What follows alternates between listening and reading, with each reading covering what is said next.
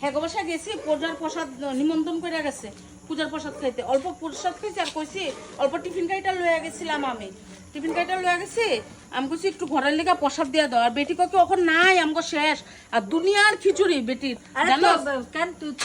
তোর স্বভাব কি খাইছস ঘরে লেগে আনার কি দরকার আরে অল্প ঘরে মানুষ খাইবো না আমার শাশুড়ি জামাই ফুলাবান আছে খাইবো না অল্প লইয়া আইছি এর লেগে কি হইছে বেটি আমার কই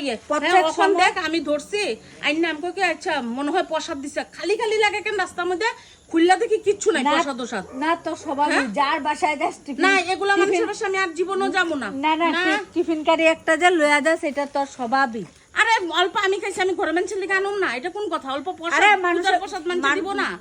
আরে মানুষের নাও তো থাকতে খালি পারে টিফিন কাটি দিয়া কইব নেন নেন দিছি এগুলি কোন স্বভাবের মানুষ হেরা কোন স্বভাবের মানুষ এগুলি আরে মানুষের তো নাও থাকতে পারে আরে মানুষের না থাকতে পারে তো নাই শেষ বাকিছো